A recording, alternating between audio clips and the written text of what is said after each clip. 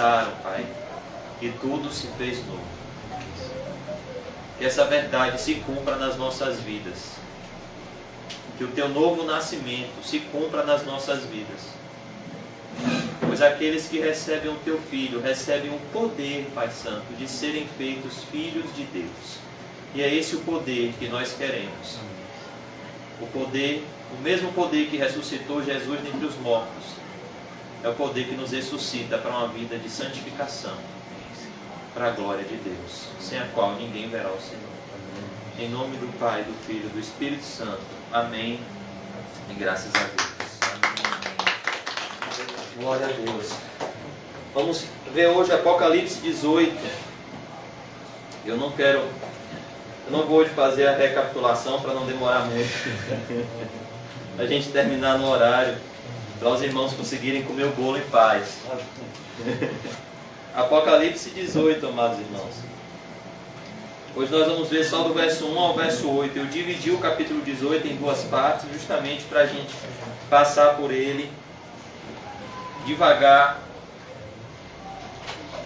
E eu vou tentar não ser enfadonho para os irmãos.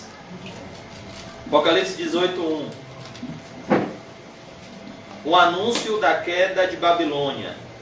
Hoje o título do nosso estudo é As Vozes da Queda da Babilônia. Na semana passada nós vimos a descrição, a ascensão e a queda da grande meretriz, que representa a falsa adoração e a falsa religião, que se opõe à noiva do Cordeiro. Então na semana passada nós vimos a grande meretriz em união, que sempre esteve com o espírito do anticristo, e a forma que a falsa religião irá ser destruída. O mal por si irá se destruir. E nós vimos como a falsa religião ascendeu com muito poder, com muita riqueza, e como ela será destruída de uma forma humilhante. E hoje nós vamos ver a cidade que se opõe, um contraste com a Nova Jerusalém, que é a grande Babilônia, a queda de Babilônia, que representa o sistema mundano, o mundo em que nós vivemos, a maneira de pensar, a maneira de agir, os valores da nossa sociedade.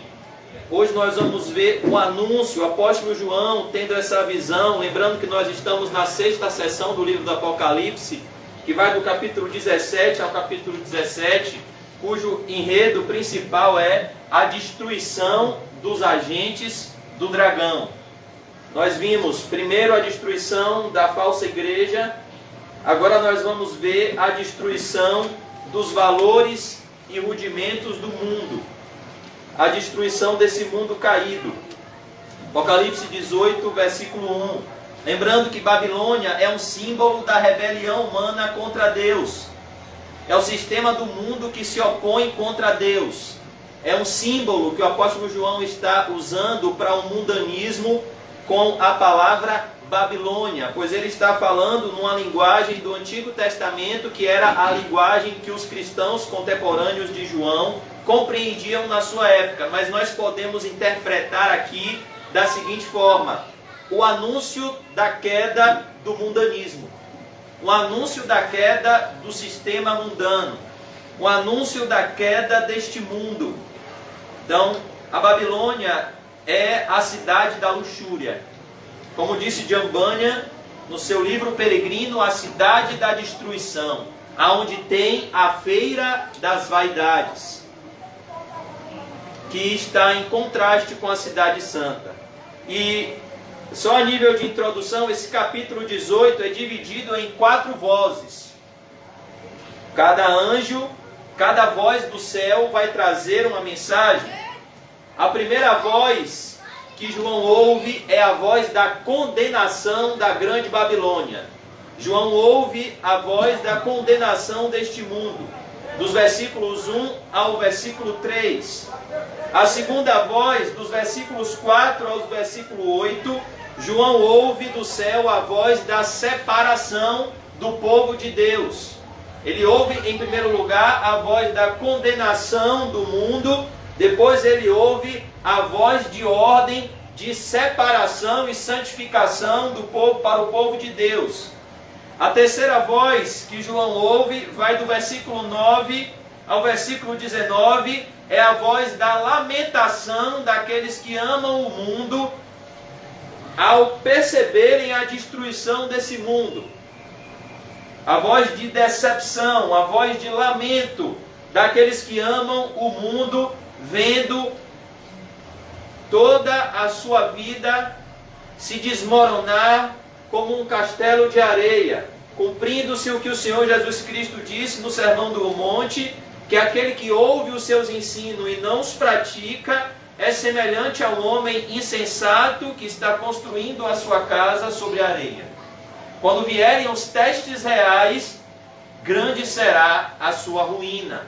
E o verso 9 ao verso 19 é essa voz de lamento ao ver aquilo em que os homens colocaram a sua confiança e esperança ruir do dia para a noite. É a voz do lamento daqueles que amam o mundo.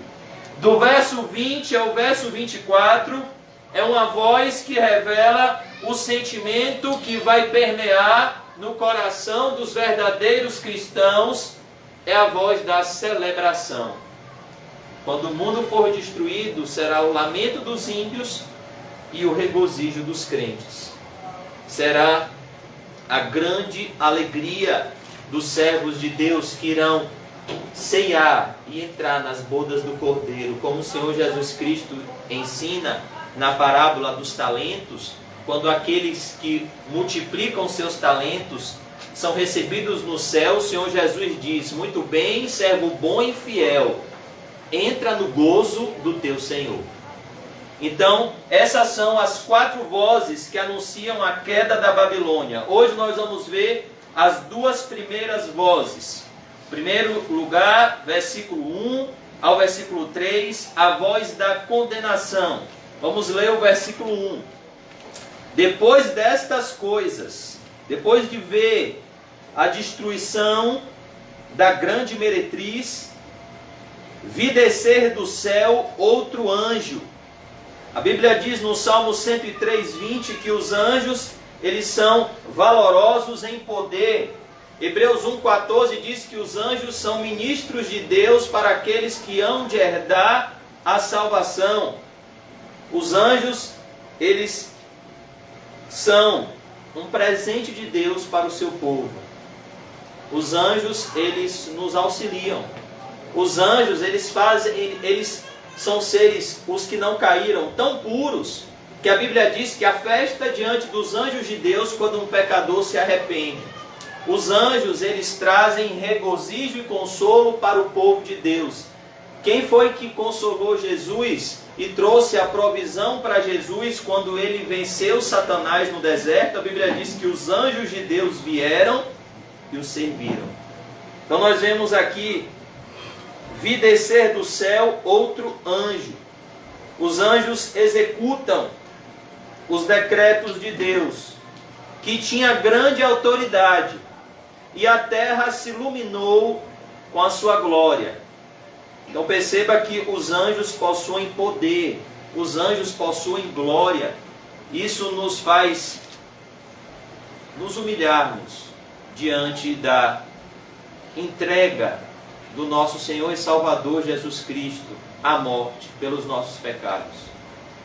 Diante da afirmação que ele fez a Pedro: Pedro, guarda a tua espada.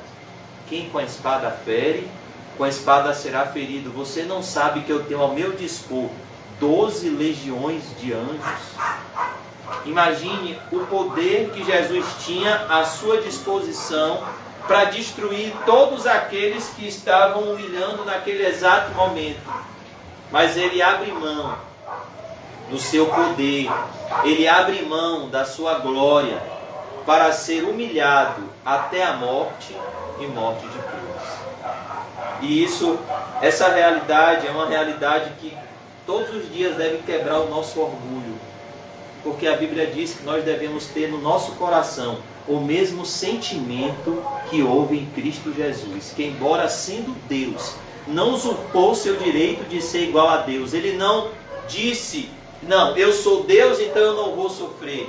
Eu sou Deus, então eu não vou ser rejeitado. Eu sou Deus, então eu não vou ser crucificado. Não, em nenhum momento ele se apega ao seu direito de ser Deus, mas ele esvaziou-se a si mesmo, assumindo a forma de um homem, assumindo a forma humana, e na forma de um servo sofredor, ele foi obediente a Deus até a morte e morte de cruz. Por isso que é ele o nosso referencial. E aqui nós vemos esse anjo que ilumina a terra com a sua glória.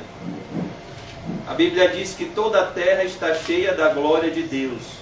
E olha a mensagem que esse anjo traz no verso 2. Então exclamou com grande e potente voz, dizendo: Caiu, caiu a grande Babilônia, e se tornou morada de demônios, covil de toda espécie de espírito imundo, e esconderijo de todo gênero de ave imunda e detestável. Olha o que nós vemos na mensagem desse anjo. A mensagem da queda do mundanismo.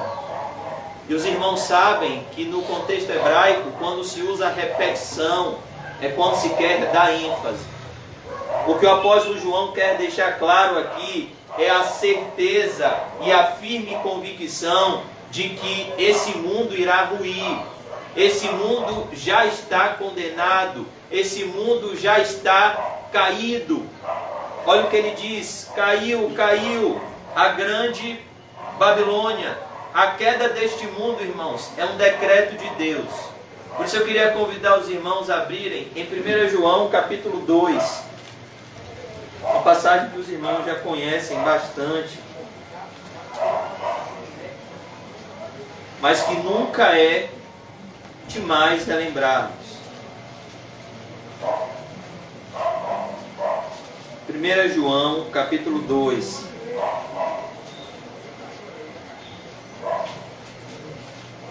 Verso 15.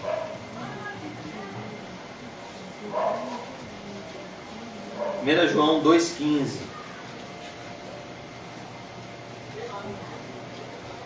Olha o que diz a palavra de Deus. Não ameis o mundo, nem as coisas que há no mundo. Ou seja, não se familiarize, não tome a forma do mundo.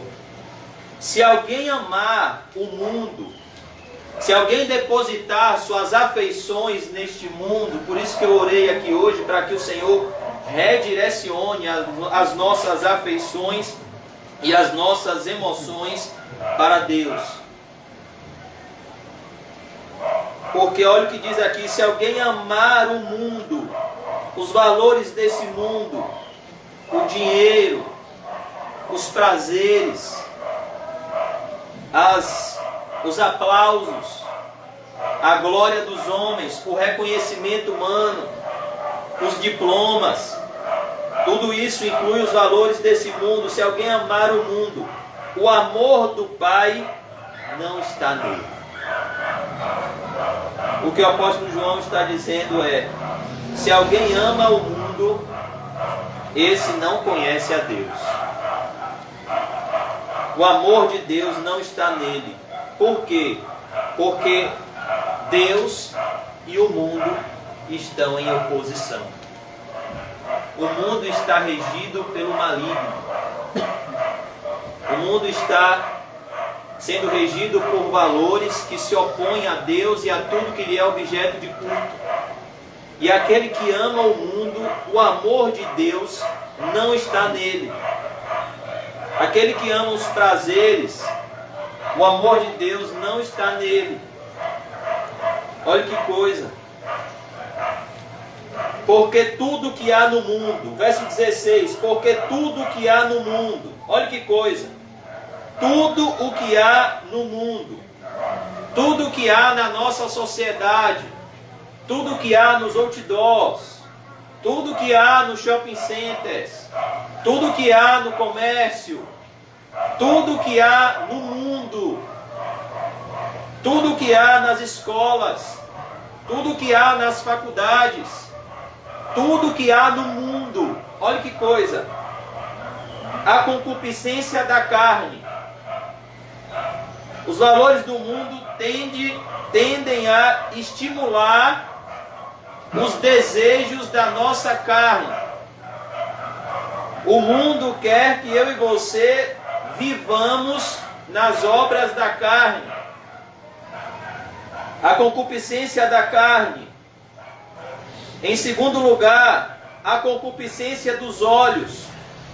O mundo quer nos fascinar com aquilo que nós vemos. Por isso que uma das indústrias que mais crescem hoje é a indústria do entretenimento. Porque o mundo quer nos seduzir através dos olhos. O Senhor Jesus Cristo disse que os olhos são a candeia do corpo. Se os nossos olhos forem bons, toda a nossa vida será boa. Se os nossos olhos forem maus, toda a nossa vida será má. A concupiscência dos olhos.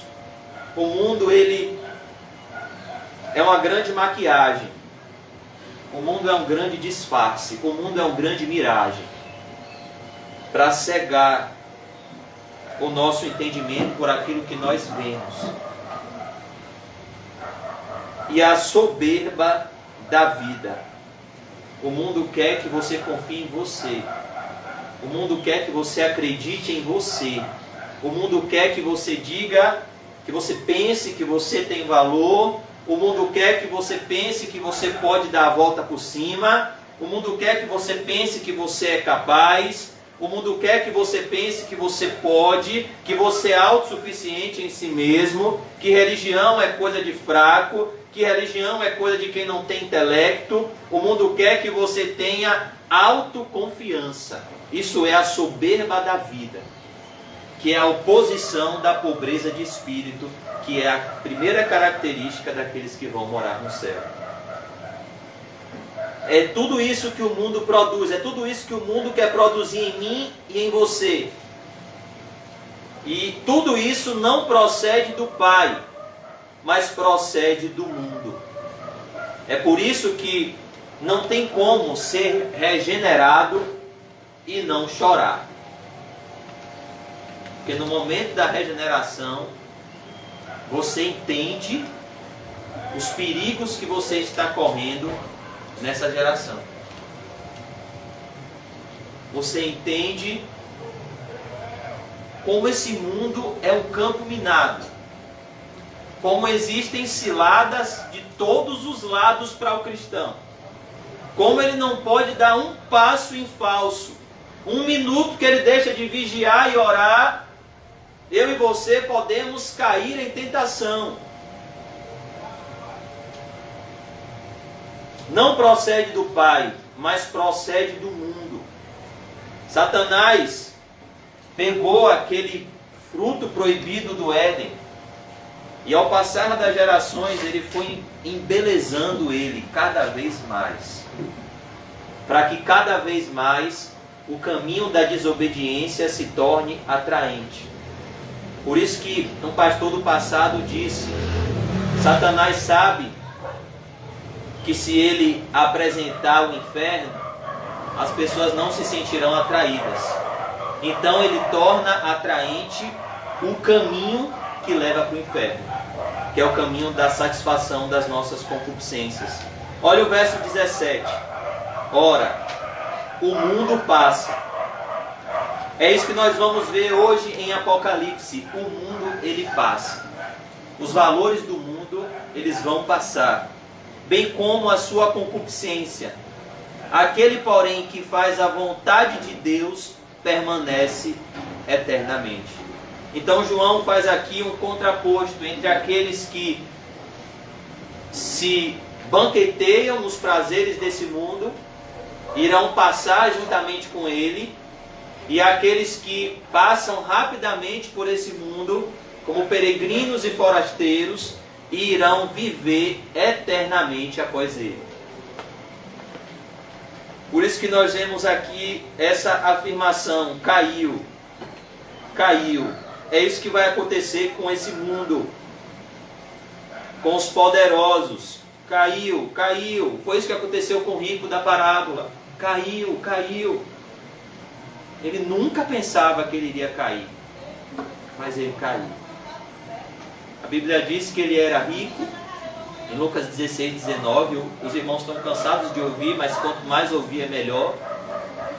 Ele se vestia de púrpura e de linho finíssimo, isso significava riqueza na sua época. E todos os dias ele vivia regalada e esplendidamente.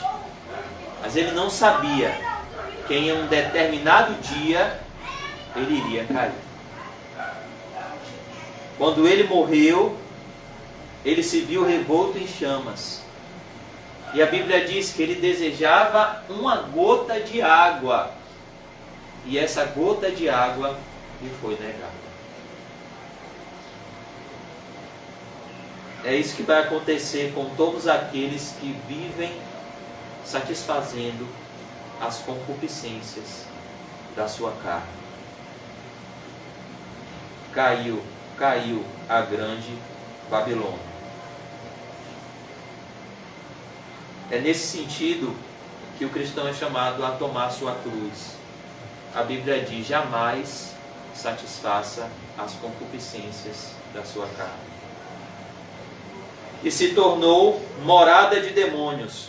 Outra realidade importantíssima que nós precisamos ter na mente e no coração: o mundo é o habitat dos demônios. Aqui João diz que se tornou morada de demônios. A grande Babilônia, o mundo, é o lugar aonde os demônios operam. É o lugar aonde os demônios habitam. Olha que coisa, em 1 João 5,19, a Bíblia diz que o mundo inteiro jaz no maligno. O mundo está sobre a gerência dos demônios. A Bíblia diz em 2 Coríntios 4,4 que o Deus deste século cegou o entendimento dos incrédulos. A Bíblia diz em Efésios 2,2 que os demônios são os espíritos, o espírito que agora opera, o espírito de Satanás, é o espírito que agora opera nos filhos da desobediência. Então, esse mundo é um mundo repleto de demônios. Por isso que o cristão não encontra paz nesse mundo. Por isso que o cristão, ele se vê pressionado de todos os lados, porque ele sente a opressão dos demônios. E ele percebe que a maioria das pessoas estão sendo governadas pelos demônios. Jesus Cristo disse que no mundo espiritual, irmãos, não há meio termo. Quem não é por mim, é contra mim. Quem comigo não ajunta, espalha. Quem não está sendo guiado pelo Espírito Santo, inevitavelmente está sendo guiado pelos demônios, estando dentro da igreja ou fora dela. Então nós vemos aqui essa realidade assustadora. O mundo é o habitat dos demônios. Os demônios, eles agem nesse mundo perverso. Olha o que Satanás disse a Jesus: ele mostrou todos os reinos e todas as glórias desse mundo. Por isso que nós estávamos conversando na quinta-feira passada, eu e os irmãos lá dentro, e nós falamos que se nós não estivermos com a armadura de Deus e revestidos com o Espírito Santo em oração, que é onde nós aplicamos as realidades da armadura de Deus no nosso coração, nós nem vamos enxergar o diabo, nem vamos enxergar as ofertas do diabo, porque ele vai trazer para a gente tudo aquilo que a nossa carne quer. Jesus enxergou aquilo como do diabo, porque Jesus é Deus, porque Jesus não foi seduzido. Mas imagine que você está passando um momento de intensa privação e você recebe uma proposta do ponto de vista humano irrecusável. Será que você enxergaria, será que eu e você enxergaríamos Satanás nessa proposta?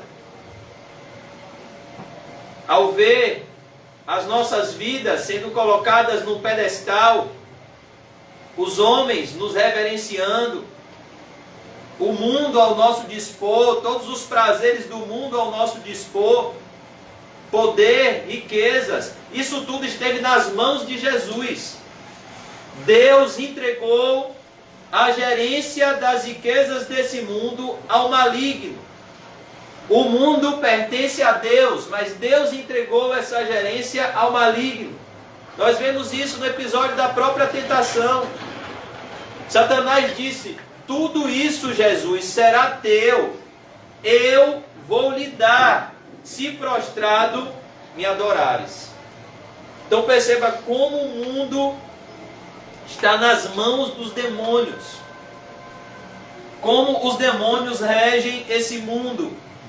E a Bíblia diz: aquele que se faz amigo do mundo constitui-se inimigo de Deus. A Bíblia diz em Isaías 31, versículo 1: ai daqueles que descem ao Egito em busca de socorro. Ai daqueles que buscam socorro na sombra do Egito. Ai daqueles que buscam refúgio nesse mundo e se esquecem que o nosso refúgio e fortaleza é o Senhor. Por isso que, quando você estiver passando por uma adversidade, não consulte seu saldo bancário. Não pense que o dinheiro vai resolver, não vai. Dobre o seu joelho e ore. Porque quem vai resolver o meu e o seu problema é Jesus. É Jesus que vai trazer paz ao nosso coração, mesmo em meio à mais intensa aflição. Por isso que Isaías diz essa maldição: ai daqueles que descem para o mundo em busca de socorro. Covil de toda espécie de espírito imundo. Olha que coisa, o mundo é um covil de demônios. Covil é um ajuntamento de salteadores. E os espíritos imundos, eles querem roubar a nossa comunhão com Deus, porque eles têm inveja da oportunidade que nós temos de ter livre acesso ao trono da graça, e ele não tem mais. Então o mundo é um covil de toda espécie de espírito imundo. É o que João está ouvindo aqui. É isso que é o mundo. E aqueles que estão mortos em delitos e pecados estão sendo usados por esses espíritos imundos. Isso é assustador, irmão. É assustador saber que quem não tem o Espírito Santo, quem não está sendo guiado pela palavra de Deus, está cheio de demônios. Por mais que a pessoa esteja aparentemente inteligível, ela está cheia de demônios. Nem todo endemoniado se apresenta como nós vimos ontem, aquele homem se manifestando lá em Gadara, gritando. O maior endemoniado na história da face da terra foi fazer um bom negócio: Judas. Satanás não foi uma legião, foi o príncipe dos demônios, o líder, o maioral dos demônios. Satanás entrou em Judas. Imagine o transe que Judas sentiu, a experiência que ele passou. Satanás entrou nele. E o que Satanás deu a ele? Dinheiro. O amor ao dinheiro é a raiz de todos os males. Satanás deu a ele 30 moedas de prata. E Judas fez o quê? Judas virou a cabeça? Judas entrou em transe, começou a virar o olho. Não. Judas ceiou na mesa com Jesus, colocou a mão no prato de Jesus, pegou o pão da ceia, colocou na boca, e nesse momento Satanás entrou nele. E Jesus disse: o que tens de fazer, Judas? Faze-o depressa. E ele se levantou e foi embora, cheio de Satanás. E os discípulos pensaram que ele foi comprar pão. Então, nós temos que tomar cuidado, irmãos, porque esses espíritos podem, mesmo se somos cristãos, nos influenciar. Basta tirarmos os olhos das coisas do céu e colocarmos os olhos nas coisas da terra. Foi o que aconteceu com Pedro. Pedro foi extremamente usado por Jesus ao dizer que ele era o Cristo, o Filho do Deus vivo. Jesus faz um grande elogio a Pedro, falando da eleição de Pedro. Bem-aventurado é você, Pedro, porque não foi carne e sangue que te revelou, foi o meu Pai que está no céu. Eu vou te dar a chave do reino dos céus. E logo depois, quando Jesus disse que iria morrer na cruz, Pedro pensa nas coisas dos homens, pensa nas ambições dos homens, pensa no seu conforto, e ele diz: não, Senhor, tem compaixão de ti, de maneira nenhuma o Senhor vai para a cruz.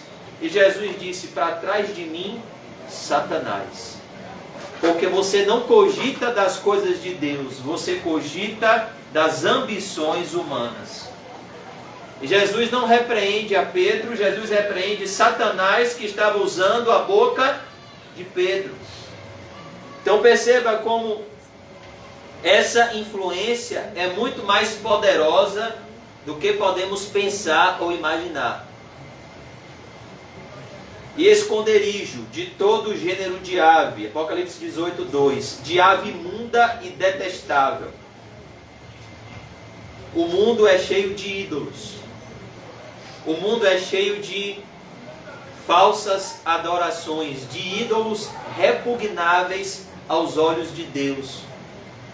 Como já dizia João Calvino, o coração humano é uma fábrica de ídolos. Versículo 3. Pois todas as nações, é o que João diz, o mundo inteiro tem bebido do vinho do furor da sua prostituição. Embora o pecado, embora o mundo ofereça uma alegria passageira, essa alegria é cheia de ódio contra Deus e contra a criação de Deus. Essa alegria custa a nossa fidelidade a Deus. Por isso é o vinho do furor da sua prostituição. A alegria do mundo nos leva à traição contra Cristo. Com ela se prostituíram os reis da terra, aqueles que se tornam poderosos nessa terra. Eles precisam se corromper, porque é impossível ser cristão e buscar o poder. É impossível, são caminhos opostos. É como você tentar ir para o farol de Itapuã e para o farol da Barra ao mesmo tempo. Você não vai conseguir. Ou você vai para o farol de Itapuã, ou você vai para o farol da Barra. A mesma coisa. Ou você busca o poder, ou você busca Cristo. Os dois não dão. Porque necessariamente a busca pelo poder vai te levar à infidelidade contra Cristo. Se não fosse assim, Jesus não nos ia ensinar a orar pelo pão nosso de cada dia. O próprio exemplo que Jesus nos deu foi um exemplo de uma vida humilde, de uma vida simples.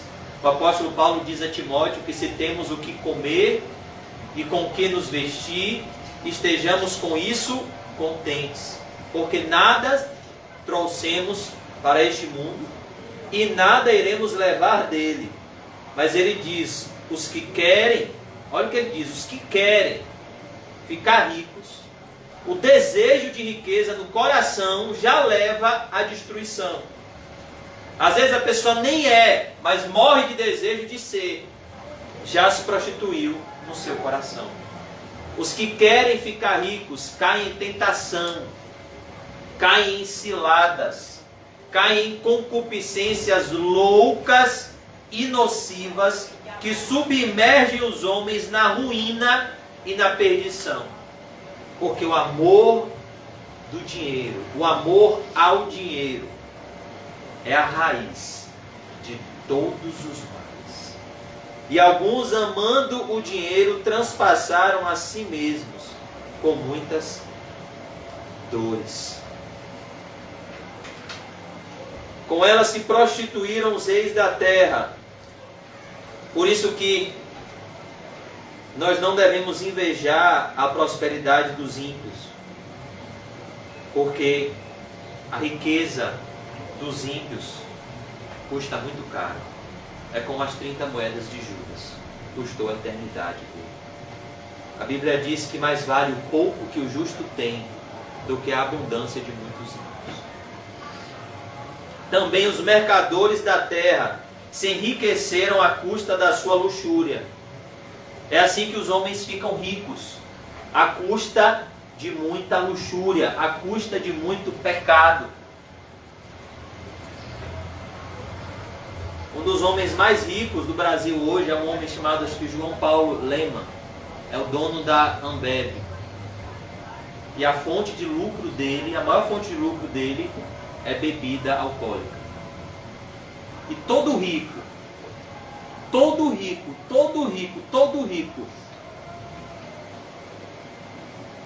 se esbalda na luxúria. Não sei se você já conheceu alguma pessoa rica de verdade. Quando você vê a vida dessa pessoa de perto, você sente nojo. Porque é uma vida cheia de luxúria, cheia de pecados, cheia de avareza, cheia de adultério. Por isso que nós precisamos cada vez mais calcular aonde nós queremos ajuntar tesouros, no céu ou na terra. Porque a busca pelas riquezas custa muito caro. E aqui nós vemos a condenação, a voz da condenação desse mundo. O mundo está condenado. O mundo ama os prazeres e as riquezas. E aqueles que amam o mundo, o amor do Pai não está nele. Agora vamos ver o verso 4. No verso 4 nós vemos a segunda voz. A voz que atinge agora o povo de Deus.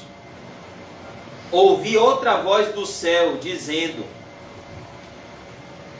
retirai-vos dela, povo meu, para não serdes cúmplices em seus pecados e para não participar dos seus flagelos. Agora, a voz do céu que João ouve se dirige especificamente ao povo de Deus. Deus não está falando aqui com o mundo, Deus está falando aqui com a igreja. Ouvi outra voz do céu dizendo: retirai-vos dela, povo meu. Foi a mesma voz que Abraão ouviu. Abraão, sai da tua terra, sai do meio da tua parentela e vai para o lugar que eu te mostrarei. De ti eu farei uma grande nação. Foi a mesma voz que Ló ouviu. Ló, não olhe para trás, não olhe para as campinas de Sodoma. É a mesma voz que todo cristão ouve. Retirai-vos dela, povo meu. Retirai-vos. Se afaste dos valores desse mundo. Se afaste dos ímpios. Se afaste das más companhias. As más conversações corrompem os bons costumes. Retirai-vos. A voz para o povo de Deus aqui é a voz da separação. Separai-vos. Eu queria convidar os irmãos a abrir em 2 Coríntios 6,14. 2 Coríntios 6, verso 14.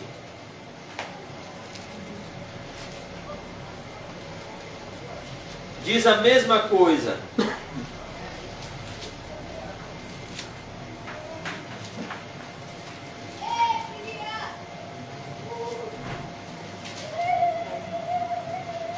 Segunda Coríntios 6, verso 14.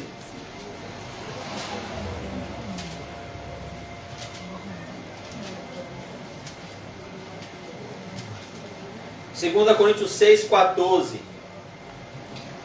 É a voz que o povo de Deus hoje ouve. Retirai-vos. O título do meu texto diz assim: nenhuma comunhão com os incrédulos. A palavra comunhão significa comum união, unidade, concordância em algo. Não vos ponhais em jugo. O que é um jugo? Os irmãos já sabem. É um pedaço de madeira que une dois bois no processo de arado da terra. Então, o jugo é um sinônimo de aliança e igualdade. Como se você estivesse com um pedaço de madeira que te une a outra pessoa. Você está andando unido com ela. Não vos ponhais em jugo desigual com os incrédulos. Não tenha concordância com os incrédulos, porque esse é um jugo desigual. Não há igualdade entre os valores do mundo e os valores de Deus. O coração dos cristãos está no céu, deveria estar. O coração dos incrédulos, o tesouro dos incrédulos está na terra. Então são valores opostos. Os incrédulos vivem segundo as obras da carne. A Bíblia diz que as obras da carne são manifestas. E os cristãos vivem no fruto do Espírito. Porquanto, que sociedade pode haver entre a justiça e a iniquidade? Que sociedade pode haver entre uma vida justa e uma vida perversa? Entre aquele que tem valores justos, pois são pautados na palavra de Deus, e aquele que não tem princípios, aquele que não tem valores, pois não conhece a Deus, não ama a Deus, não quer conhecê-lo, não teme a Deus, não se preocupa com os princípios de Deus, não tem temor algum em plantar na carne, planta na carne abertamente e se esbanja com isso. Qual é a comunhão que existe entre essas duas pessoas? Entre aquele que está buscando justiça e aquele que está buscando iniquidade. O profeta Amós já disse: andarão dois juntos se não houver entre eles comum acordo? Ou que comunhão da luz com as trevas? Qual é a comunhão que pode existir entre aquele que está andando na luz, que é a presença de Deus, a palavra de Deus, e aquele que está buscando andar nas trevas, que é uma vida alheia a Deus? Que harmonia entre Cristo e o maligno. É isso mesmo. Quem não serve a Cristo serve ao maligno. Então, quando você se associa, quando você tem comum união com alguém que não serve a Cristo, com alguém que não ama a Cristo, você está se assentando, você está comungando com demônios. Olha que coisa. Não, mas eu não estou comungando com demônios, eu só estou andando com o ímpio. Então você está andando com o demônio. Porque o ímpio e o demônio são, ambos vivem na prática da impiedade. Por isso que, como o pastor pregou ontem, na maioria das vezes nós tomamos uma surra do diabo. Porque a gente não cumpre a primeira parte de Tiago 4,7. Sujeitai-vos a Deus. Isso aqui é se sujeitar a Deus. Se você não se sujeita a Deus, você não vai resistir ao diabo. Muito pelo contrário. Você vai se tornar parceiro dele. É isso que é mais assustador.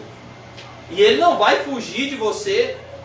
Ele vai caminhar junto com você. Na prática daquilo que a sua carne gosta. Que é a iniquidade.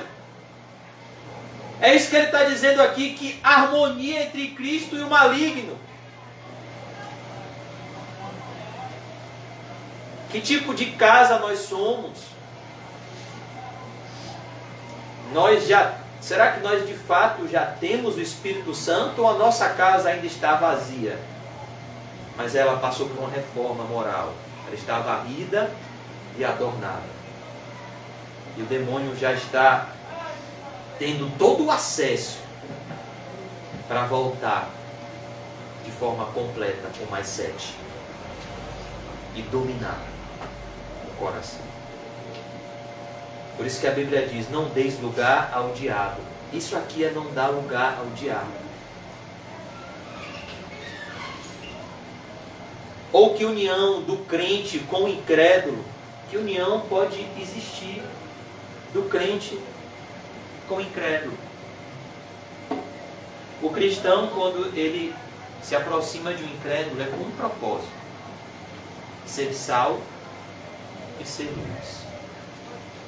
O sal, ele não é influenciado aonde ele chega. Ele influencia. A luz não é influenciada aonde ela chega. Ela influencia. Quando você bota sal no feijão, o feijão muda o sal ou o sal muda o gosto do feijão? O sal muda o gosto do feijão. Então, quando o cristão se aproxima de um incrédulo, é com um propósito: ser porta-voz de Deus na vida dele. Ser boca de Deus na vida dele. Por isso que Jesus deixou bem claro. Jesus não disse que estava tendo comunhão com incrédulos. Ele disse que ele estava ali na condição de um médico cuidando dos seus pacientes. Quando os fariseus pensaram que ele estava tendo comunhão com publicanos e pecadores, Jesus respondeu: não, os sãos não precisam de médicos, e sim os doentes. Eu não vim chamar justos, mas pecadores ao arrependimento. O que Jesus falou para eles foi: eu estou aqui sendo luz na vida deles. Eu estou trazendo a eles arrependimento, que é a única esperança de salvação. Que ligação há entre o santuário de Deus e os ídolos? Porque nós somos santuário do Deus vivente, como Ele próprio disse: habitarei e andarei entre eles, serei o seu Deus, e eles serão o meu povo. É isso que deve ser a igreja. A Bíblia diz que Jesus passeia nos candeeiros de ouro. É por isso que quando a igreja perde a santidade, a igreja perde o seu poder de influência na vida das pessoas. Você quer ver uma igreja morta, uma igreja que não é santa? Cristãos que não são santos. Cristãos sem santidade são a anomalia do cristianismo. E é o que nós vemos lá em Josué capítulo 7. Quando o povo de Deus foi derrotado pelo pequeno povoado de Ai. E Josué se prostrou e orou. E Deus disse: Josué, não adianta orar. Tem anátema no meio do povo. Enquanto o anátema não sair, vocês não vão prevalecer. A mesma coisa, enquanto o pecado não sair, nós não prosperaremos. Porque o que envolve as suas transgressões jamais prosperará. Mas o que as confessa e deixa, recebe toda a compaixão de Deus. Quando o anátema saiu, quando Acã foi morto, quando Acã foi queimado junto com a sua família, junto com seus animais, o capítulo 8 mostra Ai sendo devastada e o povo de Deus tendo uma maravilhosa vitória. Então o que é que o pecado tem que ser feito nas nossas vidas? Queimado, cortado. É a tua mão, Jesus disse, corta. É o seu olho, Jesus disse, arranca. Concluindo, por isso retirai-vos do meio deles. Separai-vos, diz o Senhor. Não toqueis em coisas impuras, e eu vos receberei. Olha o que Deus está dizendo através do apóstolo Paulo. Eu então vos receberei. Serei vosso pai, e vós sereis para mim filhos e filhas, diz o Senhor Todo-Poderoso. Não existe filho de Deus sem santidade. Tendo, pois, ó amados, versículo 1, tais promessas, purifiquemo-nos de toda a impureza, tanto da carne como do espírito, aperfeiçoando a nossa santidade no temor de Deus, que é o princípio da sabedoria. Agora vamos voltar lá para Apocalipse 18. Vamos ler de novo Apocalipse 18, 4. Ouvi outra voz do céu, dizendo, retirai-vos dela, povo meu. Retirai-vos dela, povo meu. Não olhe para trás. Foi o que ouviu Ló e a sua família. Não olhe para trás. Não olhe para o que você deixou para trás. Os anjos foram bem claros. Olhe para frente. Olhe para o que Deus tem para vocês. E o que aconteceu com a mulher de Ló? Ela virou uma estátua de sal. Por quê? Ela olhou para trás. É o perigo do mundanismo. Povo meu. Agora ele diz, por que o povo de Deus deve se separar do mundo? Ele traz aqui dois motivos. O primeiro motivo, verso 4 ainda, para não ser de cúmplices em seus pecados. Romanos 1 fala que Deus condena não somente aqueles que fazem o mal, mas aqueles que consentem com os que fazem o mal. O que o apóstolo João está dizendo aqui é, se vocês não forem separados do mundo, vocês serão cúmplices com os pecados do mundo. Se vocês não reprovarem os valores do mundo, vocês serão cúmplices. Vocês farão parte do crime desse mundo. O segundo motivo, o primeiro a cumplicidade, o segundo motivo da separação é não sofrermos a condenação desse mundo. É o que ele diz aqui na conclusão do versículo 4. E para não participardes dos seus flagelos. É por isso que a Bíblia diz em 1 Coríntios 11, 32, que se nós julgássemos a nós mesmos, não precisávamos sermos julgados pelo Senhor. Mas quando somos julgados pelo Senhor, somos disciplinados pelo Senhor, para não sermos condenados com o mundo. É o que Apocalipse diz aqui. E para não participarem dos seus flagelos. Para vocês não participarem dos sofrimentos que os ímpios irão participar. Um sofrimento assustador. Flagelos indescritíveis. Não sei os irmãos, mas eu peço a Deus que todas as vezes que o meu coração sentir vontade de pecar, eu comece a pensar no inferno. É o que ele diz aqui, não participar dos seus flagelos.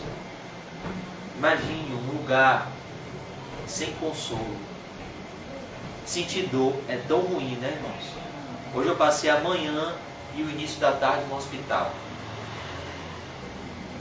E você vê pessoas sentindo dor. E o inferno é um lugar onde não tem analgésico, antibiótico, enfermeiro, médico, não tem farmácia, não tem consolo, não tem um ente querido, não tem um irmão em Cristo para te visitar, não tem um pastor, não tem ninguém.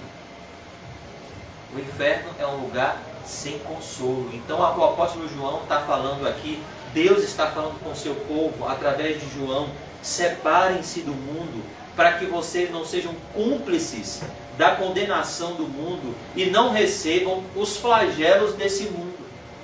É nesse sentido que o escritor aos Hebreus diz: olhe, quando vocês tinham pais humanos, eles corrigiam vocês segundo bem lhes parecia, não era isso? Quando nossos pais humanos, quem teve pais responsáveis, viam que aos olhos, segundo os padrões humanos, a gente estava indo por um caminho errado, o que é que nossos pais faziam? Eles nos corrigiam. Eles muitas vezes até nos batiam. Por quê? Porque eles sabem que aquele caminho que a gente estava trilhando era um caminho de destruição. Que se eles não nos colocassem um freio, nós poderíamos morrer, nós poderíamos virar marginais, nós poderíamos ser assassinados. A mesma coisa é o que o escritor aos Hebreus diz: mas quanto mais Deus, que nos corrige para sermos participantes da sua santidade. Ou seja, Deus nos corrige com um propósito muito maior e melhor. Deus envia os sofrimentos, Deus envia até açoites na vida dos seus filhos. Deus fecha inúmeras portas, como Ele fez com o filho pródigo. Faz a pessoa perder tudo, por amor. Porque Ele não quer que essa pessoa sofra o flagelo. Porque Deus fez com que Sansão ficasse cego? Porque Deus amava Sansão.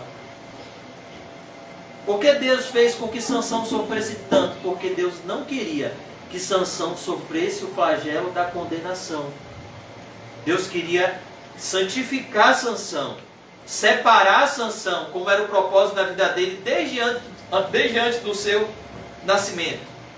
Ele já nasceu com um propósito e com um nome que significa pequeno sol, porque ele era um nazireu, ele era um separado de Deus para libertar Israel do jugo dos filisteus.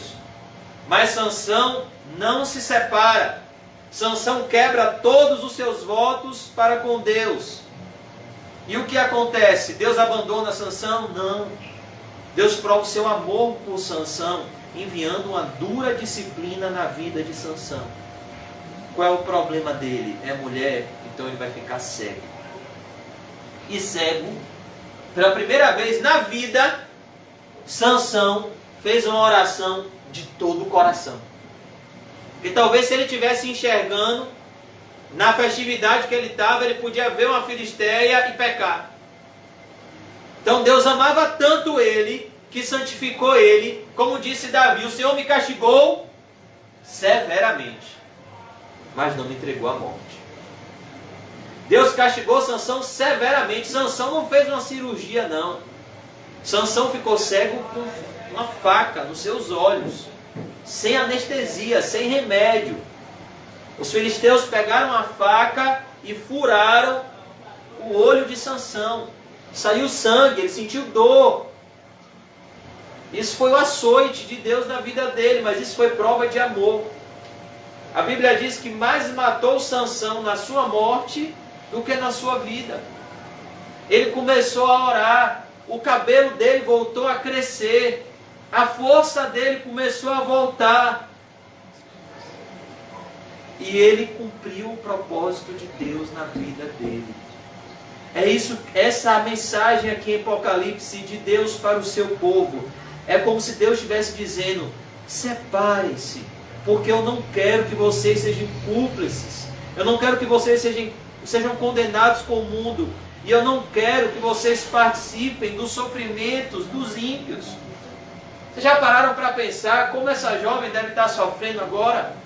Essa jovem que morreu na sexta-feira. Vocês já pararam para pensar no sofrimento que essa menina está passando? Eu te garanto com 100% de certeza que essa menina preferiria nunca ter nascido do que ter nascido e vivido a vida que ela viveu. É realidade. Essa realidade a gente não gosta muitas vezes, porque a nossa carne queria ter a riqueza dela. Mas é a realidade. Essa menina está no inferno. sofrendo flagelos indescritíveis. E Deus não amava ela, porque tudo na vida dela deu certo. Ela era uma bastarda. Não houve correção, não houve disciplina, não houve juízo. A Bíblia diz em Provérbios 16:4, Deus fez todas as coisas para um fim específico, inclusive o ímpio para o dia da matança. Essas passagens da Bíblia a gente não gosta, porque são assustadoras. E faz uma separação entre aqueles que querem viver na carne e aqueles que querem viver no Espírito. A Bíblia diz que Deus fez o ímpio para o dia do mal. Deus fez o ímpio como um boi que está sendo levado para o matadouro. E a prova de Deus é justamente, a prova do amor de Deus é justamente a sua disciplina. É justamente as suas dificuldades. É justamente os seus açoites. Que no primeiro momento não parecem bons, mas depois são maravilhosos. Depois produzem, como diz o escritor aos Hebreus, um fruto pacífico de justiça naqueles que a disciplina é exercitada. Um fruto de santificação. Deus não tem compromisso, irmãos, com o nosso bem-estar. Ele tem compromisso com a nossa santificação. E se preciso for, Ele tirar todo o nosso conforto nessa terra, Ele vai tirar. Se Ele te ama, rapidamente Ele vai tirar aquilo que está te afastando dele. Por quê? Porque Ele é um bom Pai. Ele é um Pai responsável, que ama os seus filhos. Verso 5. Porque os seus pecados se acumularam até ao céu. Olha que coisa. Os pecados do mundo, as impiedades que esse mundo comete, já estão acumuladas no céu. O que é que nós vemos? Que realidade nós vemos aqui, amados irmãos? Não existe pecado que passe desapercebido aos olhos de Deus. Davi adulterou, Davi matou, Davi casou com a viúva, Davi passou um ano como um homem bom, homem justo. Rapaz, que homem bom, rapaz. O homem consolou a viúva de Urias, assumindo ela como esposa para ela não passar necessidades. Que rei nós temos, que homem justo. Mas a Bíblia diz lá, o último versículo de 2 Samuel 11. Porém, isso que Davi fez não passou desapercebido aos olhos do Senhor. Talvez ninguém tinha visto, mas Deus viu. E contou tudo para Natan, o seu servo.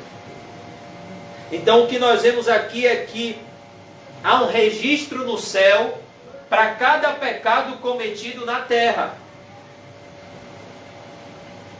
E só há um remédio para pecados, é o sangue de Jesus. Quando nós confessamos e deixamos os nossos pecados e cremos no sacrifício expiatório de Cristo, Deus os apaga pelo seu sangue. Mas uma vez que o pecado não é confessado e não é abandonado, ele está ainda escrito no céu contra nós. Cada pecado na história da humanidade será direta e pessoalmente punido por Deus. Os irmãos sabem disso? Os irmãos sabem que Deus julga foro íntimo. Samuel ouviu. Samuel, Deus não vê como o homem vê. O homem vê a aparência. Deus vê as intenções do coração. Deus vê os pecados que cometemos e muitas vezes ninguém sabe. Deus sabe. E a Bíblia diz que não há nada em oculto que não seja revelado. Cada pecado cometido na história da humanidade será direta e pessoalmente punido por Deus. O homem vai para o inferno de tal forma que ele vai dizer: rapaz, eu não poderia ir para outro lugar, porque o juízo de Deus vai ser declaratório. Deus não é injusto, Ele não vai dizer assim: pecador, você vai para o inferno porque eu quero te mandar para o inferno. Não é assim não. Deus vai pegar a lei dele, está aqui, ó. Você lembra aquele dia 21 de outubro de 2010? Você fez isso, isso e isso. Você não se arrependeu. Se você tivesse acreditado na mensagem que aquele cristão pregou para você, o evangelho, que ele falou para você que você tinha que se arrepender, que você tinha que viver para Jesus Cristo, que você tinha que seguir a Jesus Cristo em obediência aos seus mandamentos, que você deveria ter uma aliança com Cristo e um relacionamento pessoal com Ele. Se você desse ouvidos àquela mensagem tão desprezível, naquele primeiro momento em que você a ouviu, pois seu coração estava tão ocupado com tantas coisas, se você desse ouvido, você não seria condenado. Mas agora eu preciso mostrar a sua condenação. Você cometeu esse pecado, esse pecado, esse pecado, esse pecado, esse pecado, esse pecado, esse pecado. Amarra os pés e as mãos e lança nas trevas exteriores. A Bíblia diz, pelo menos é isso que a Bíblia diz em Apocalipse 20:11, o grande trono branco, se abrirão livros. Pelo menos é o que a Bíblia diz em Romanos 2:16, que Deus irá julgar os segredos dos corações dos homens. Pelo menos é o que a Bíblia diz em Hebreus 4:13, que todas as coisas estão nuas e patentes com aquele que temos de prestar contas. Por isso que todo pecado é um escândalo no céu, irmão.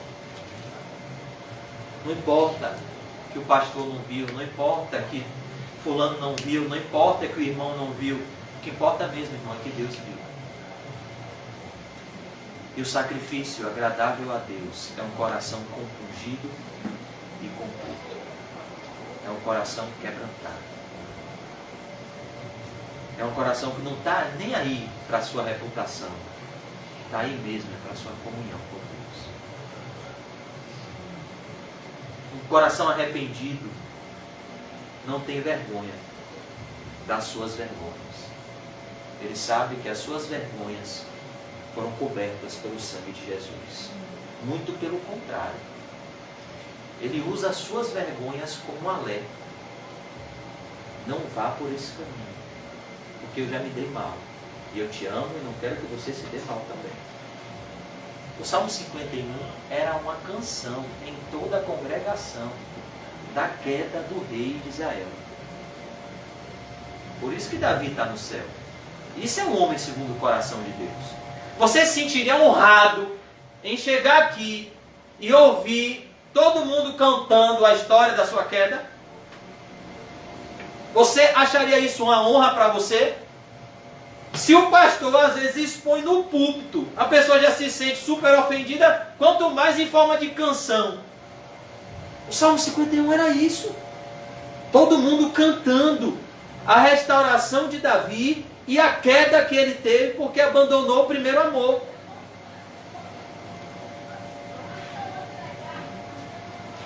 Concluindo, e Deus se lembrou dos atos iníquos que ela praticou. Deus se lembra dos pecados que nós cometemos. Mas os cristãos no dia do juízo não vão ter os seus pecados lançados no rosto. Porque todos os pecados do verdadeiro cristão foi lançado na conta de Jesus. É o que diz o Salmo: bem-aventurado é o homem a quem o Senhor jamais imputará pecado. Bem-aventurado é o homem a quem o Senhor não vai lançar o seu pecado no rosto, porque o seu pecado foi coberto pelo sangue precioso do Cordeiro. O castigo que nos traz a paz recaiu sobre ele. Pelas suas pisaduras nós fomos sarados e perdoados. Deixa eu te falar, irmão, você já se arrependeu? Você sabe que o que você está colhendo hoje é fruto das más escolhas que você plantou no passado? E que enquanto você não se arrepender, a sua vida vai ser um ciclo vicioso, não vai mudar?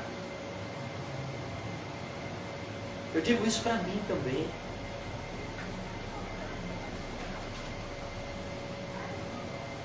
Verso 6: dai-lhe em retribuição, como também ela retribuiu. Pagai-lhe em dobro segundo as suas obras, e no cálice em que ela misturou bebidas, misturai dobrado para ela. O que é que João está mostrando aqui? A lei da colheita e da semeadura, a importância das obras. Aquilo que o homem plantar, ele vai colher. O que Deus está dizendo é: o mundo vai receber em dobro os atos maldosos que ele praticou. Vai receber em dobro da parte de Deus. Um juízo ainda maior. Verso 7. Agora nós vamos ver o pecado que Deus condena no mundo. E o pecado que Deus condena nos seres humanos. O orgulho. A Bíblia diz que a soberba, ela precede a queda. A Bíblia diz que Deus resiste aos soberbos, mas Ele concede graça aos humildes. Olha o que diz o verso 7. O quanto a si mesma se glorificou. É esse o pecado que é a raiz de todos os outros pecados. O orgulho, a soberba. O mundo é assim. Por isso Jesus disse: aprendei de mim. Por que Jesus disse aprendei de mim? Porque vocês, sem mim, jamais irão aprender isso. Que sou manso e humilde de coração. O único que nos ensina isso com a maior clareza possível é Jesus. Mansidão e humildade. Pois nós vivemos num mundo em que o orgulho impera. As pessoas estão buscando a sua própria glória, quando na verdade elas foram criadas para a glória de Deus. O quanto a si mesma se glorificou. O mundo quer sempre te colocar, ser o centro das atenções. E viveu em luxúria, viveu em prazeres carnais. Os homens são mais amantes dos prazeres do que amantes de Deus. Dá-lhe em igual medida tormento e pranto. Essa é a razão da condenação. A luz veio ao mundo e os homens amaram mais as trevas do que a luz, porque suas obras eram más. Por conta do orgulho de Deus, mesmo Deus tendo enviado o seu Filho, Ele ter morrido na cruz, ressuscitado ao terceiro dia, enviado o Espírito Santo, fundado a igreja, mesmo assim o mundo rejeita a oferta que Deus oferece, que é Cristo. E vive em luxúria. Dá-lhe em igual medida tormento e pranto. Porque diz consigo mesma: estou sentada como rainha. É o que o mundanismo faz. Produz autossatisfação. Eu não preciso de nada. É o que diziam os cristãos de Laodiceia. Viúva não sou, pranto nunca hei de ver. É isso que o orgulho faz. O orgulho traz uma falsa concepção de si mesmo. O orgulho faz a pessoa pensar que ela é o que ela não é e que ela tem o que ela não tem. O orgulho faz a pessoa entrar num estado de loucura mental. Por que você acha que Jesus, quando apareceu aquele homem que destruiu os celeiros, recebeu uma grande colheita, destruiu os celeiros, fez novos celeiros, depois disse: agora eu vou comer, beber, me regalar, porque eu tenho muitos bens no meu depósito. Qual foi o primeiro adjetivo que Jesus deu a esse homem? Louco. Você está fora de si. Você está pensando que tem o que você não tem. E você está pensando que você é aquilo que você não é. Você é maluco. Jesus chamou ele de maluco. Por quê? Porque você não tem nada do que você pensa ter. E você não é o que você pensa ser. Essa noite eu pedirei a tua alma. O que tens preparado e para quem será?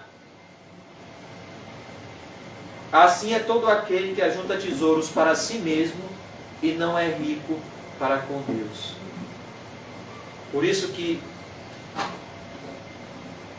Jesus diz: bem-aventurados, felizes são os pobres em espírito, porque deles é o reino dos céus.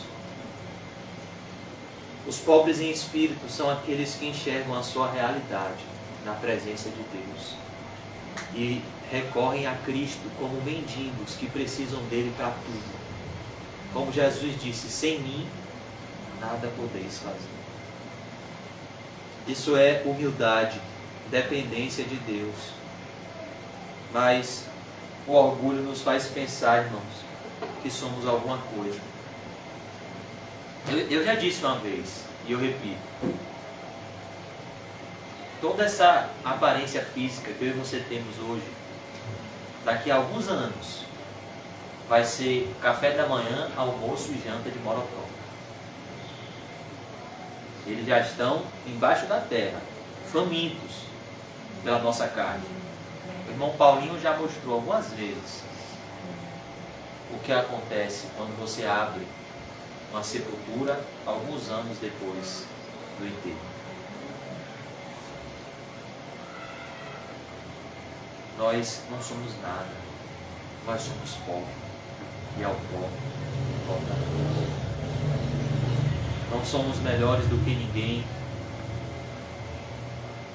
somos pecadores.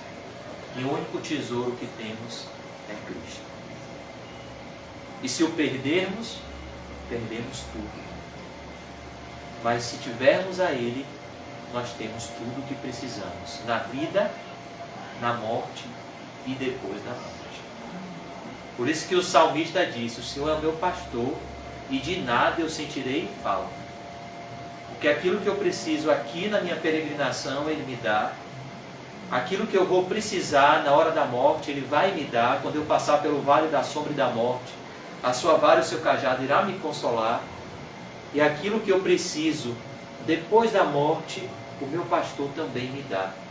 Ele dá a sua vida pelas suas ovelhas. E Ele dá a vida eterna para as suas ovelhas. Por isso que, concluindo o verso 8, por isso em um só dia sobrevirão os seus flagelos, morte, pranto e fome, e será consumida no fogo. É isso que vai acontecer com o mundo, porque poderoso é o Senhor Deus que a julgou. Deus fez uma aliança lá em Noé.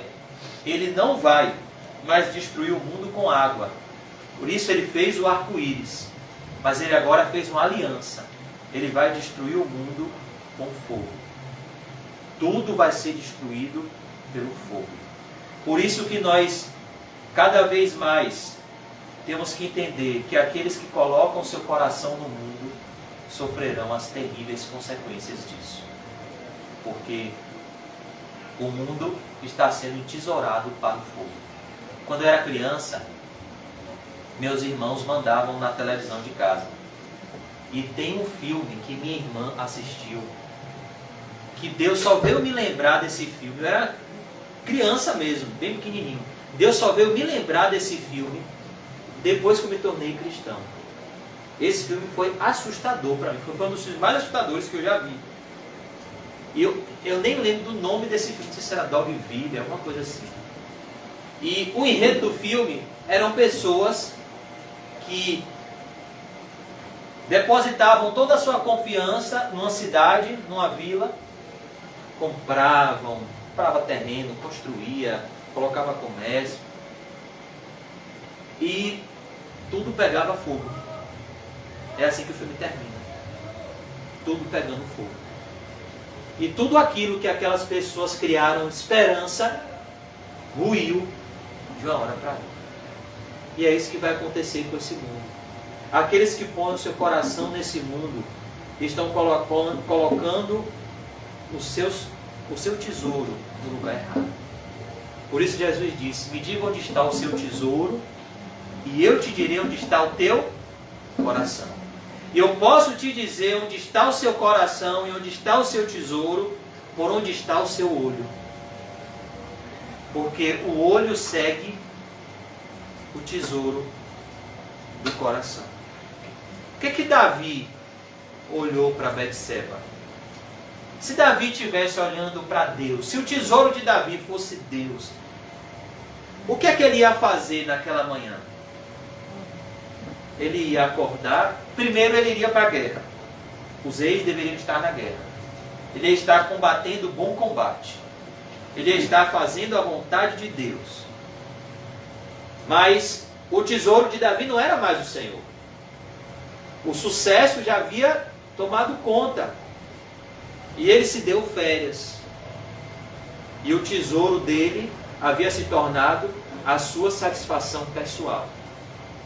Logo, os olhos dele seguiram esse tesouro aqui na terra. Satisfação pessoal. Logo, seus olhos foram guiados até onde? Até Betseba. Porque o olho segue aonde está o tesouro do coração. Porque qual é a oração de Davi? Onde foi a fonte da sua queda? Davi não culpa ninguém. Davi não culpa Betseba. Davi não culpa ninguém. Ele diz: pequei contra ti somente pequei. Quem ele culpa? Aonde ele vai? Aonde nasceu a queda de Davi? Ele orou: cria em mim, ó Deus, um coração puro. Foi o meu coração que me levou até Betseba. Renova dentro de mim um espírito inabalável. Não me expulse da tua presença, nem retires de mim teu Santo Espírito. Restitui-me a alegria da tua salvação.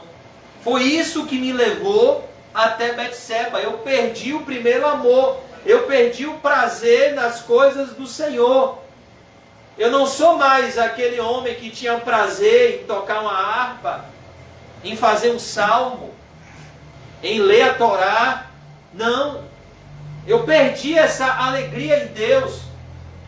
E a minha alegria e fonte de satisfação se voltou para o mundo. A Bíblia diz que o homem acordou meio-dia. Ele acordou depois da manhã. Ele já estava vivendo uma vida desregrada. Isso significa que o prazer dele já não estava mais em Deus. Estava no mundo. E por isso, Davi caiu. E é isso que nós temos que calcular. Aonde está o nosso tesouro? Aonde vamos colocar o nosso tesouro? No céu ou na terra? Eu queria concluir com a leitura de 2 Pedro 3. 2 Pedro 3.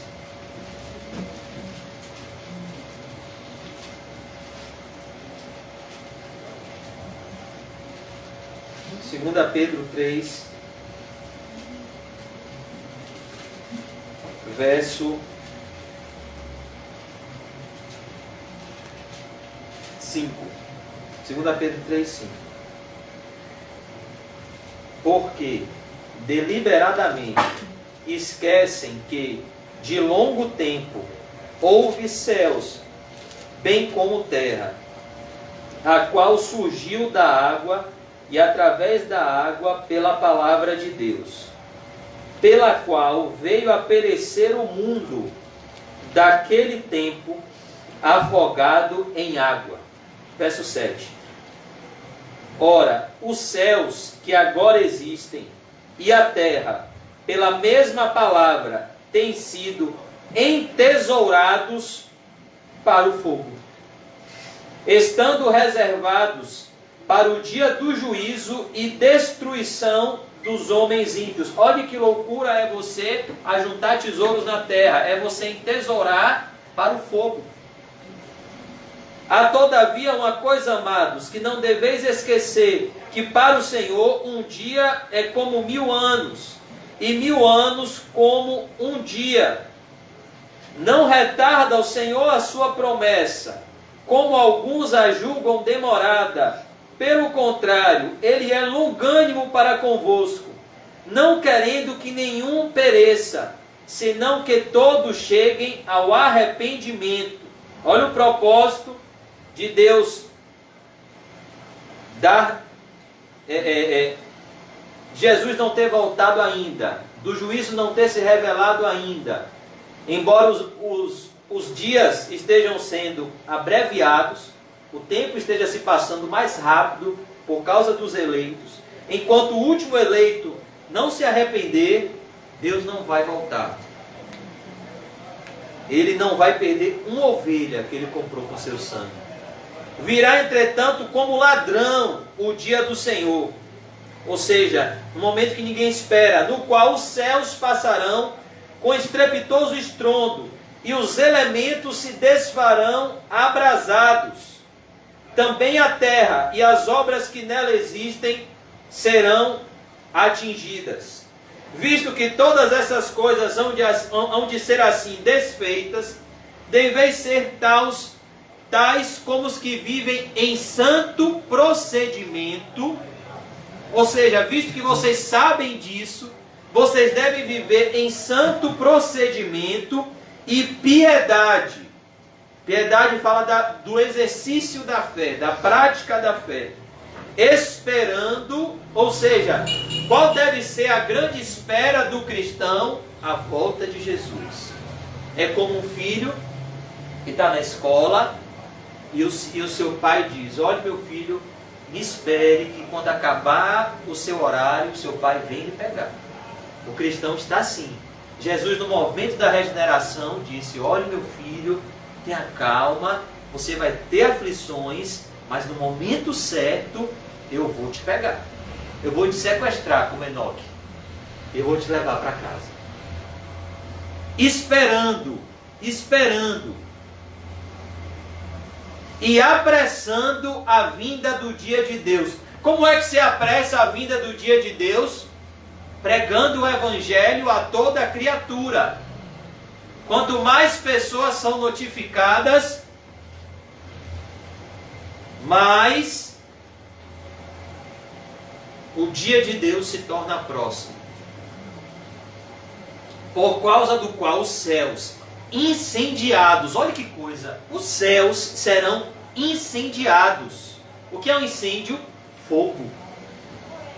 Os céus incendiados serão desfeitos, e os elementos abrasados se derreterão. Não vai acontecer, viu, irmãos, o que os testemunhos de Jeová falam, que o céu vai ser aqui na terra. Mentira. Como é que você pega uma passagem dessa? Basta ler. Basta ler. Olha o que está dizendo. Os céus incendiados e os elementos abrasados se derreterão.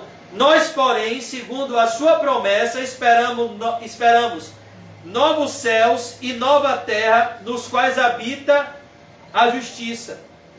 E eu vou concluir com o verso 18. Antes crescei na graça e no conhecimento de nosso Senhor e Salvador Jesus Cristo. É isso que nós devemos buscar. Crescimento espiritual.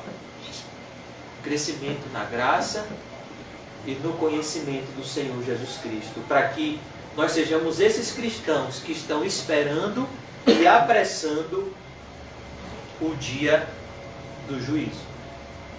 Cada vez mais nós precisamos lutar no nosso interior, para que o dia do juízo não seja o nosso espanto, mas seja o nosso anseio.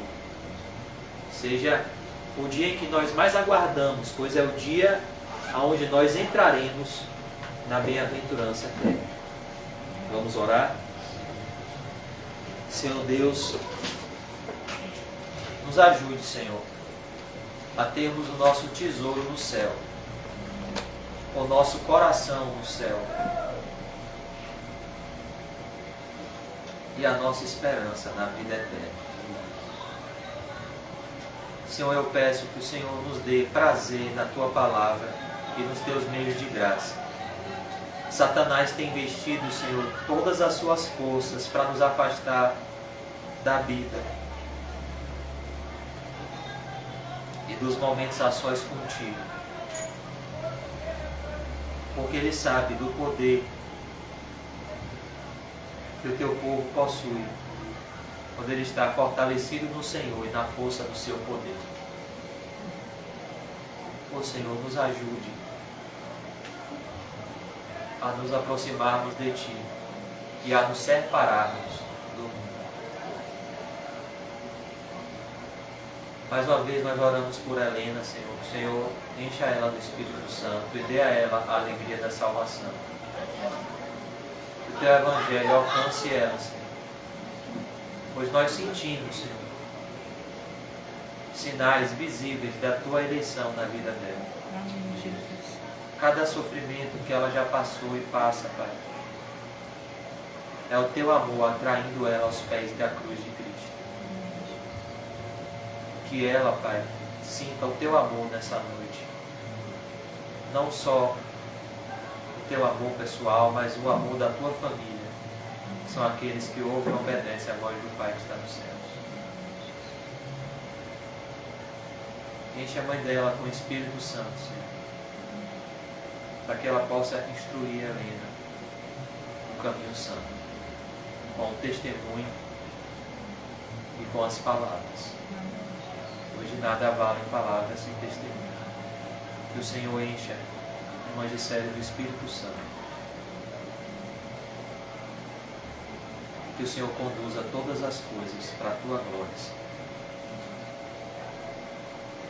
Aviva, Senhor, a Tua igreja e a Tua obra. Enche a Tua igreja, Senhor, do Espírito Santo. E nos dá, Senhor, um arrependimento cada vez mais sincero, Senhor.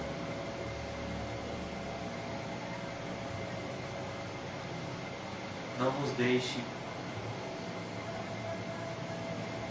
no mesmo estado a cada culto, pois cada dia, Senhor, que passa e não nos aproximamos de Ti, nos afastamos mais ainda, porque não há neutralidade. Hoje estamos nos aproximando de Ti, hoje estamos nos afastando, Senhor. Cada dia que passa, hoje estamos dando um passo para o céu, hoje estamos dando um passo para o inferno. Por isso eu peço que o Teu Espírito Santo abra os nossos olhos, para que possamos cair em si, como o apóstolo Pedro, e chorar o choro bendito, que refrigera a alma, que traz paz ao coração e que expulsa as hostes espirituais do mal que trazem tormento. Traz a Tua paz, Senhor, através de Cristo. Em nome de Jesus, amém. Graças a Deus. Amém. Amém.